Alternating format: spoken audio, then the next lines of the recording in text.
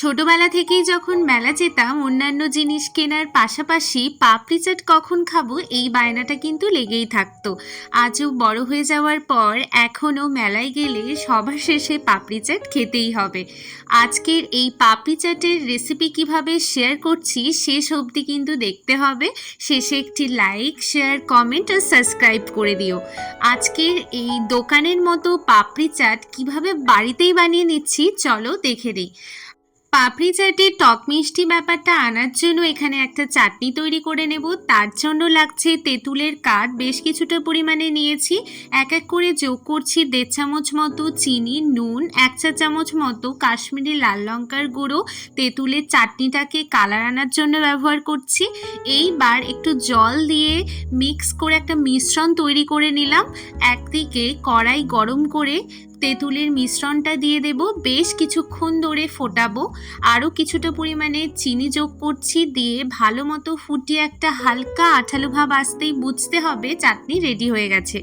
আর একদিকে একটা গ্রিন চাটনি রেডি করছি, তার জন্য লাগছে পুদিনা পাতা ও ধনে পাতা। এখানে আমি 1:2 অনুপাতে এই ধনে পাতা পুদিনা পাতা ব্যবহার করছি। দুটো কাঁচা লঙ্কা দিয়েছি, নুন দিয়ে হালকা জল দিয়ে একটা মিশ্রণ তৈরি করে নিলাম।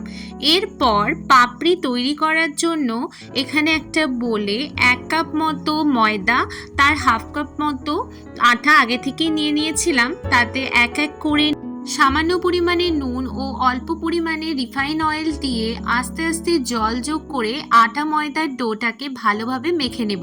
এখানে ময়াম দেওয়ার দরকার নেই, বেশ শক্ত শক্ত করে আটাটাকে মেখে রেস্টে আধ ঘন্টা রেখে দিচ্ছি। এইবার আটার ময়দার ডো থেকে লেচি কেটে নিয়ে রুটির আকারে বেলে নিচ্ছি। এখানে দেখো রুটির আকারে বেলতে গিয়ে খুব একটা পাতলাও কিন্তু করছি না, মোটামুটি একটা বেলে নিলাম। দিয়ে একটা ঢাকনা দিয়ে গোল গোল করে শেপ করে নেব। এরপর একটা ছুরি দিয়ে মাঝখানে কেটে কেটে নিচ্ছি। দেখো অনেকগুলো লেচি মতো কেটে নিলাম। এইবার কড়াইতে রিফাইন অয়েল দিয়ে গরম করে এক এক করে পাপড়িগুলোকে ভেজে নেব। বেশ গোল্ডেন ব্রাউন একটা কালার আসতেই বুঝতে হবে ভাজা ভাজা হয়ে গেছে। এইবার একটা প্লেটে তুলে নিচ্ছি। এইবার পাপড়ি চাটের প্লেটিংয়ের পালা। এক এক করে আলু সেদ্ধ, মটর সেদ্ধ দিয়ে দিলাম, পুদিনা পাতা, ধনে পাতার চাটনি দিয়ে দিচ্ছি, আর তেঁতুলের চাটনি, দই যোগ করছি, চাট মশলা দিয়ে নিলাম, আর ঝুরি ভাজা দিয়ে দিচ্ছি উপর থেকে, কিছুটা বেদানা ছড়িয়ে দিলাম গার্নিশিংয়ের জন্য। দেখো পাপড়ি চাটটা কি সুন্দর হয়েছে তাই না? বাড়িতে একবার ট্রাই করে দেখো।